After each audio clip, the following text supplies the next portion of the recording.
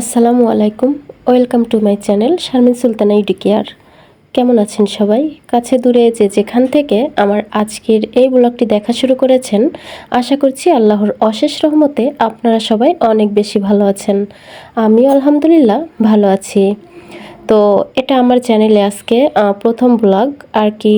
এই first blog দিয়ে আমার এই চ্যানেলটা আমি শুরু করলাম। তো আশা করছি আপনারা এই প্রথম থেকেই আমার সঙ্গে থাকবেন সব সময়। আর আমি যে প্রতিদিন আর কি যে ভিডিওগুলো আপলোড করব, তো খুব ভালোবাসা দিয়েই আপনারা আমার ভিডিওটা দেখা শুরু করবেন আর সব সময় আমাকে সাপোর্ট করবেন, ভালোবাসা দিবেন। এটা আপনাদের কাছে আশা রাখতেই পারি, তাই না? তো যাই হোক, আস্তে আস্তে অনেক কথাই হবে, অনেক কিছুই আপনাদের সঙ্গে শেয়ার করব। তো হয়তো ভিডিওর ভিতরে আপনারা নয়েজ পেতে পারেন, তো প্লিজ সবাই ক্ষমা সুন্দর দৃষ্টিতে দেখবেন। তো প্রথমেই কিন্তু আজকের ভিডিওটা আমি শুরু করেছি। আমি কিছু অনলাইনে অর্ডার করেছিলাম কিচেনের জন্য আর কি। তো সেগুলোই আপনাদের সঙ্গে আমি শেয়ার করছি। এটা ছিল একটা অয়েল জার, আর একটা ছিল আর কি সবজি কাটার। তো আরেকটা হলো ওই যে ঘরের ঝুল বা আর কি যে কোনো ধরনের সব কিছু আর কি পরিষ্কার করার জন্য। তো ওটা কিন্তু খুবই লম্বা, তো মেবি এটার নামটা আমি খুব ভালোভাবে বলতে পারছি না। তো যাই হোক, এটা কিন্তু অনেক লম্বা হয় আর এটা দিয়ে খুবই সুন্দরভাবে পরিষ্কার করা যায়। আর একটা ছিল ডিমের আর কি, ডিম রাখার জন্য। তো যাই হোক, এই কয়েকটা জিনিস আমার কাছে আর কি মনে হয়েছিল প্রয়োজন। তো প্রয়োজনের বাইরে আর কি কোনো কিছু এভাবে কিন্তু আমি অর্ডার করি না। তো যাই হোক, আর দেখা যায় কিচেনের জন্য বেশিরভাগ আমার অনলাইন শপিংটাই করা হয়, অনলাইনেই অর্ডার করা হয় আর কি। তো এজন্য অর্ডার করেছিলাম। তো যেহেতু জিনিসগুলো চলে এসেছিলো, আর ওগুলো আপনাদের সঙ্গেও একটু শেয়ার করে নিলাম। তো অনলাইনে কেনাকাটা করতে কিন্তু মোটামুটি ভালোই লাগে, তবে যদি একবার ঠকে যাওয়া হয় তাহলে তো আর কিছুই করার থাকে না। তো যাই হোক, অনলাইনে যখনই কিছু না কিছু আমি অর্ডার করি, তো কখনো ঠকি না আর কি। মনে হয় যে ভালোই প্রোডাক্টগুলো পেয়ে থাকি আমি। তো আজকের প্রোডাক্টগুলো কিন্তু ভালো ছিল। আর এই তো এখানে কিন্তু তারপর আমি কিছু মাছ ধুয়ে নিচ্ছিলাম। তো আপনাদের ভাইয়া কাতলা মাছ নিয়েছিল, আর সেগুলো কিন্তু কেটে নিয়ে আসছে আর কি বাজার থেকে। তো সেগুলোই আমি কেটে ধুয়ে পরিষ্কার করে নিয়ে তারপর ফ্রিজে রেখে দিলাম। আর কিছু মাছ রেখে দিলাম আজকে আমি মাটির নিচের যে আলু, আপনারা হয়তো অনেকেই এটা চিনে থাকবেন, আবার অনেকেই কিন্তু এটা চিনবেন না। তো সেই মাটির নিচের আলু দিয়ে কিন্তু আজকের এই কাতলা মাছটা আমি রান্না করব।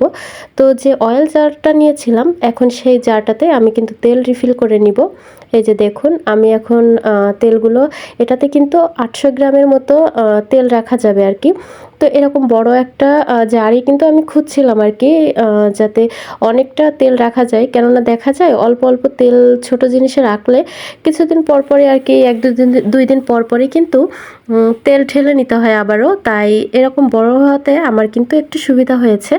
তো যাই হোক, দেখে শুনে অর্ডার করেছিলাম। আর এই তো তেল তারপর ঢেলে নিয়ে এখানে যে মাছগুলো রান্না করব সেগুলো এখন আমি হলুদ, লবণ, কিছুটা মরিচের গুঁড়া দিয়ে তারপর আমি কিন্তু এভাবে মেখে নিচ্ছি। আর দেখা যায় হাত দিয়ে মাখলে না, মনে হয় যেহেতু মরিচের গুঁড়া দেওয়া আছে, হাতে জ্বালা পোড়া করতে পারে। এজন্য কিন্তু আমি আবার একটু এভাবে ঝাঁকিয়েই মেখে নিই। আর এদিকে এই যে সবজি কাটারটা দেখেছিলেন, এটা কিন্তু আমি বিশেষ করে এই যে পেঁয়াজ কাটার যে কাজটা, এটা কিন্তু আমার খুবই উপকারে আসবে এটাতে। কেননা আমি আসলে পেঁয়াজটা খুব বেশি কাটতে পারি না, আমার চোখে জ্বালা পোড়া করে। তো আমি এজন্যই এটা আমার আর কি নেওয়া। তো যাই হোক, আমি একটু কিছুটা কাঁচামরিচ আর পেঁয়াজ দিয়ে একসঙ্গে এভাবে একদম কুচি কুচি করে নিয়েছি। আর এই তো এখন আমি যে মাছগুলো রেখেছিলাম ওগুলোই এখন আমি ভেজে নিব। তো মাছগুলো ভেজে নিয়ে তারপর কিন্তু আমি রান্নাটাও করে নিব। তো আমি আজকে মাটির নিচের আলুটা কিভাবে রান্না করলাম এটা দেখার জন্য কিন্তু আপনারা অবশ্যই আমার সাথে থাকবেন। আর আজকে বিকালে কিন্তু আমরা ঘুরতে গিয়েছিলাম। তো কোথায় ঘুরতে গিয়েছিলাম এটাও কিন্তু দেখার জন্য আমাদের সঙ্গেই থাকবেন। আর রান্নাবান্না শেষ করে তারপরেই কিন্তু আমরা গিয়েছিলাম। আর এই তো এরপর কিন্তু আমি পটলটাও ভাজি করে নিব। আজকে 2টা তরকারি রান্না করব, আর আমি দেখা যায় সবসময় কিন্তু 2টা তরকারি রান্না করি। তো যাই হোক, এই তো এখানে মাটির নিচের আলুটা আমি রান্না বসিয়ে দিয়েছি মাছগুলো ভেজে। প্রথমে আমি তেল দিয়ে দিয়েছি প্যান বসিয়ে, সেখানে আমি একটা তেজপাতা দিয়ে দিয়েছি। তারপর সেই পেঁয়াজ কুচি দিয়ে তারপর সেখানে আমি দিয়েছি আদা রসুন পেস্ট।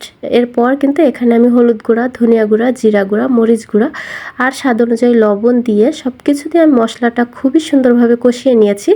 আর আজকের এই রান্নাতে আমি কিন্তু পুরোটাই গরম পানি ইউজ করব, ফুটন্ত গরম পানি আর কি, কষানো থেকে শুরু করে।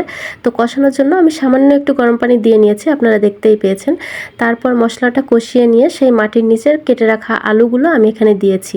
আর কেটে রাখা আলু কিন্তু অনেকে আগে থেকে সেদ্ধ করে নেয়, তবে আমি আর আগে থেকে সেদ্ধ করে নিচ্ছি না, কেননা এটা আসলে আলুটা এত বেশি ভালো ছিল। তবে এখানে ফুটন্ত পানি দিয়ে রান্না করলে এই রান্নাটা কিন্তু খেতেও ভালো লাগবে, আর দেখা যাবে খুব তাড়াতাড়ি এই আলুটা সেদ্ধও হয়ে যাবে। আর এই তো দেখুন, আমি তারপর কিন্তু কষিয়ে নিয়ে ফুটন্ত যে গরম পানি ওটা দিয়ে দিয়েছিলাম, আর এরপর আমি মাছগুলো দিয়েছিলাম। ফাইনালি রান্না কমপ্লিট হয়ে গিয়েছে, আপনাদের সঙ্গে আর কোনো ভিডিও শেয়ার করিনি। আর এখন আমি পটল ভাজিও করে নিব। তো জানি না এখন পর্যন্ত আপনারা কারা কারা আমার সঙ্গে আছেন। তো আমার প্রিয় আপু ভাইয়ারা যারা আমার সঙ্গে আছেন, প্লিজ ভিডিওতে কিন্তু একটি লাইক দিয়ে ভিডিওটা কন্টিনিউ করবেন। আর আমার ভিডিওর কোথাও কোনো অংশ, আমার কথা বা কাজ, আপনাদের কোনো কিছু যদি এতটুকু পরিমাণ ভালো লাগে, চাইলে কিন্তু আপনি আমার এই চ্যানেলের সদস্য হয়ে সাথে থেকে যেতে পারেন। আর এজন্য অবশ্যই কিন্তু পাশে থাকা বেল আইকনটি প্রেস করে দিবেন। আমি যখনই কোনো নিত্য নতুন ভিডিও দিব, আপনার মোবাইলে নোটিফিকেশন চলে যাবে, আর আপনি আপনার সময় সুযোগ অনুযায়ী দেখে নিতে পারবেন আমার ভিডিওটি। আর কাজটি যারা অলরেডি করে ফেলেছেন তাদেরকে জানাই অসংখ্য অসংখ্য ধন্যবাদ। তো আপনার সুন্দর মতামত জানানোর জন্য কিন্তু কমেন্ট সেকশন আছে, অবশ্যই আমাকে কিন্তু কমেন্ট করে জানাবেন আমার ভিডিওটি আপনাদের কাছে কেমন লেগেছে। আর কেন জানি না কথায় খুব বেশি জড়তা চলে আসছে, কথা বলতে গেলে মনে হচ্ছে আটকে যাচ্ছে আর কি। তো ওই যে বললাম বিকালে ঘুরতে বেরোবো, আমরা কিন্তু অলরেডি ঘুরতে চলে এসেছি, আর বাবা ছেলে কিন্তু একই রকম পাঞ্জাবি পরেছে। তো যাই হোক, এই তো আমরা এখন ঘুরছি, আর আমরা কিন্তু আমরা আসলে কোথায় এসেছি এটাই তো এখনও বলা হলো না। মাওয়া এসেছি, পদ্মা নদীর পাড়ে আর কি। তো যাই হোক, এসে আমরা কিন্তু এই যে এই লঞ্চটাতে উঠে পড়েছি, ট্রলারটাতে আর কি। তো আমরা আর কি নদী ভ্রমণ করব, নদীতে একটু ঘোরাঘুরি করব, তারপর কিন্তু আমরা এখান থেকে নেমে আবার খাওয়া দাওয়ার পর্বটাও করব। যেহেতু পদ্মা নদীর পাড়ে এসেছি, মাওয়া ঘাটে এসে তো ইলিশ না খেলে হবে না, তো অবশ্যই ইলিশ ভাজি দিয়ে ভাত খেয়ে তারপরেই আমরা যাব। তার আগে একটু ঘোরাঘুরি করে নিই, তারপর না হয় খাওয়া দাওয়াটা করা যাবে। তো যেহেতু প্রথম ভিডিও, সেটা তো আপনাদের সঙ্গে বলেই নিলাম। তো প্লিজ আমার আপু ভাইয়েরা আপনারা কিন্তু আমাকে একটু সাপোর্ট করবেন, ভালোবাসা দিবেন, ইনশাল্লাহ সবসময় আপনাদের পাশে পাবেন। তো যারা আমাকে ভালোবাসা দিয়ে যাবেন অবশ্যই আমাকে কিন্তু জানিয়ে যাবেন। তো যাই হোক, কেউ কিন্তু ভিডিওর নিচে আবার কমেন্ট করবেন না যে বন্ধু হলাম এরকম কিছু।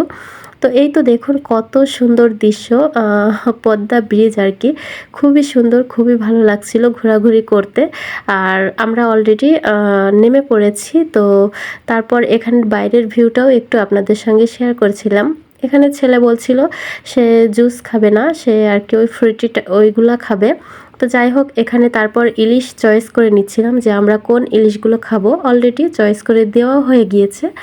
আর বাকি ইলিশগুলো আমরা একটু দেখছিলাম। তো আমি যেহেতু ভিডিও করি, যার কারণে আমি একটু ভিডিও করে নিয়েছি।